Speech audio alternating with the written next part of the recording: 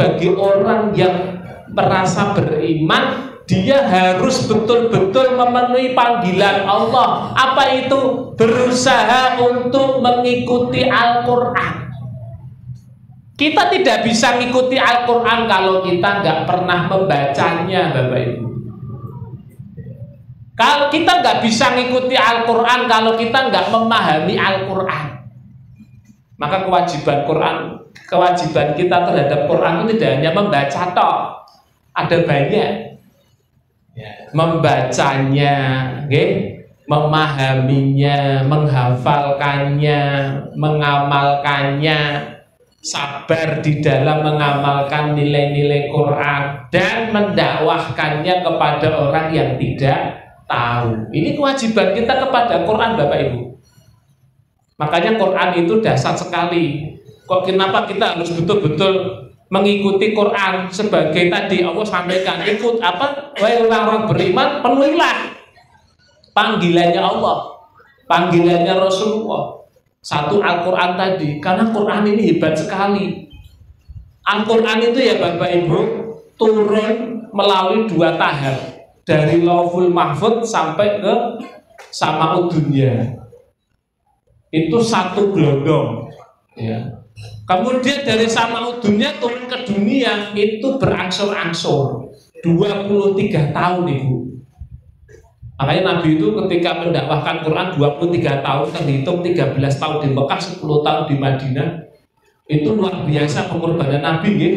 Mengorbankan waktu, tenaga, ya, bahkan nyawanya, diusir dari Mekah ke Madinah dan lain-lain. Itu demi Quran itu bisa diamalkan oleh umatnya. Lah kadang-kadang menurut saya sikap kita terhadap Quran ini yang kadang-kadang masih banyak yang melalaikan. Makanya kan Quran diturunkan di 1 bulan, yang bulan itu menjadi mulia. Namanya bulan apa? Ramadan. Quran itu turun di 1 malam, malam itu jadi mulia. Namanya malam apa? Lailatul Qadar. Quran itu turun kepada malaikat, diberikan amanah untuk menyampaikan. Namanya malaikat Jibril, menjadi ru'asaul malaikat, pelopornya, tokohnya malaikat. Kemudian Al-Quran diberikan kepada manusia, yang manusia itu ketika diberikan Quran menjadi sangat mulia. Namanya siapa? Nabi Muhammad SAW. Kemudian Al-Quran itu turun, tempatnya di mana, Bu? Mekah dan Madinah. Madinah dan Mekah menjadi tempat yang mulia, sampai sekarang menjadi magnet yang dahsyat untuk orang-orang Islam mau ke sana. Kemudian Al-Quran turun kepada umat, yang umat itu menjadi mulia, yaitu umat Islam. Masya Allah. Tapi rata-rata umatnya, ya, mereka banyak melalaikan Quran. Sebagaimana dalam surat Al-Furqan ayat 20, Rasulullah mengadu kepada Allah tentang umatnya yang kebanyakan melalaikan Al-Quran. Wa qala Rasul ya Rabbi inna qaumi ittakhadhu hadzal Qur'ana mahjura. Rasul berkata, ya Rabb, inna qaumi, sesungguhnya kaumku itu ittakhadhu, mereka menjadikan Al-Quran itu mahjura, sesuatu yang dilalaikan. Kata Ibnu Katsir, orang-orang yang melalaikan Quran itu satu, kalau dibacakan Quran dia gaduh, nggak mau dengarkan, seakan-akan Quran itu dianggap ucapan biasa-biasa saja. Padahal kalau Quran dibacakan berefek. Wa idza tuliyat alaihim ayatuhu zadatuhum imanah. Kalau Quran dibacakan itu bisa menambah iman. Kalau Quran dibacakan kepada orang yang kesurupan jin, orangnya gimana, Bu? Ya, bisa teriak-teriak dan bisa nolong dia lah. Quran dahsyat. Makanya jangan sampai kita ini banyak mendengarkan selain Quran. Kita harus dengarkan Quran. Yang kedua, orang yang melalaikan Quran adalah orang yang ada mulki ro'ah, jarang membaca. Nah ini, ya, jarang membaca. Harusnya nih umatnya Nabi itu minimal sehari 1 juz. Karena Nabi pernah mengatakan kepada sahabat Abdullah bin Amir, "Iqra' Quran fi syahr." Hatamkan Quran dalam waktu 1 bulan. Karena sahabat ngenyang. Ya Rasulullah, ini ajiduku ala dalil. Saya masih bisa kurang 1 bulan ya Rasulullah untuk bisa hatam. Oke, kata Nabi, Iqra' Quran fi isrina lailah. Hatamkan Quran dalam waktu 20 hari. Masih ngenyang lagi, Pak. Ya Rasulullah, saya masih bisa kurang dari 20 hari. Nabi mengatakan, oke, Iqra' Quran fi sabr la tazid ala dalil. Hatamkan Quran dalam waktu 1 pekan. Wis aja menyang meneh. Itu kalau seandainya nggak di-stop mesti menyang meneh. Kira-kira kalau jamaah parkiran dakwah disuruh Rasulullah untuk khatamkan 1 bulan, kira-kira menyang nggak? Menyangnya maju apa mundur? Mundurnya berapa tahun? Berapa tahun? Nah ini, makanya Bapak Ibu jangan melalaikan Quran. Kita ini maaf coba dihitung lah. Waktu ngobrol berapa menit, nonton TV berapa menit, buat Quran, ya Allah, nggak ada. Naudzubillah min dzalik.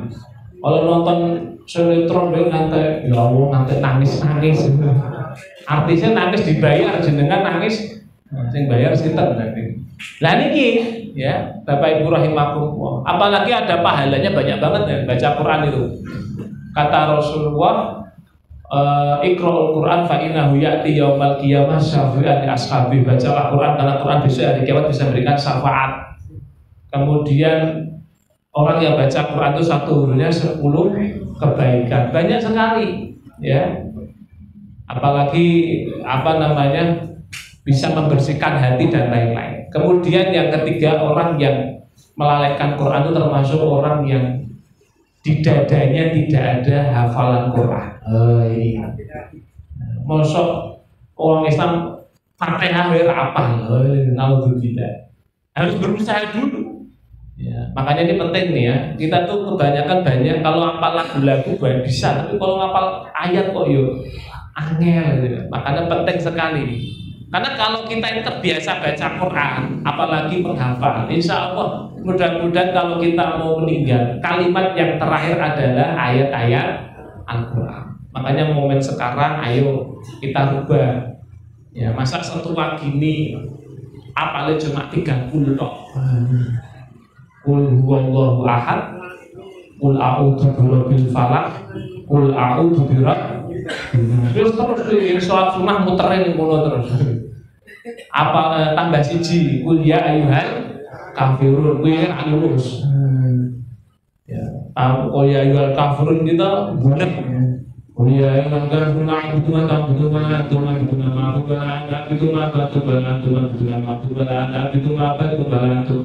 jadi iso mlebu iso metu.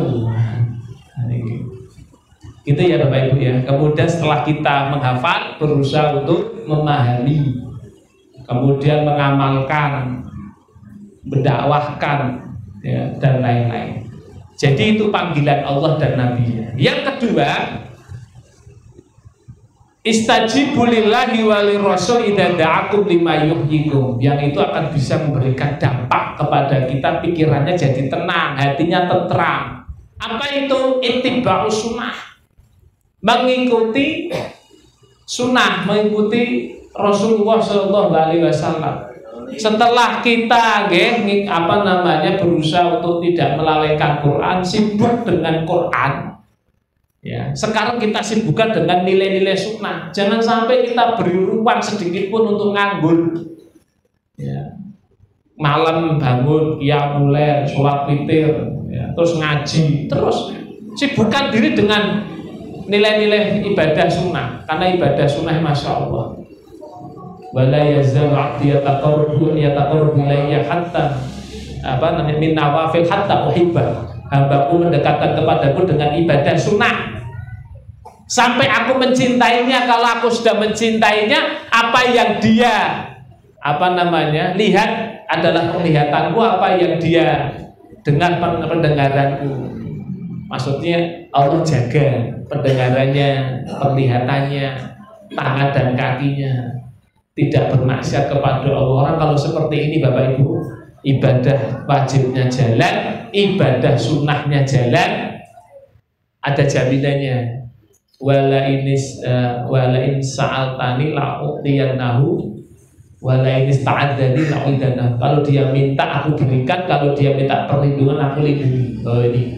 Jadi Bapak Ibu, tandanya ibadah wajib dan ibadah sunnah kita berhasil apa? Yaitu Allah menjaga pandangan kita, telinga kita, tangan dan kaki kita tidak bermaksiat kepada Allah. Itu tanda. Kalau sudah mampu seperti itu, hati-hati dengan orang seperti ini. Doanya bakal diijabahi oleh Allah. Itu tandanya. Lah kalau orang ibadah kok STMJ ya, apa itu STMJ?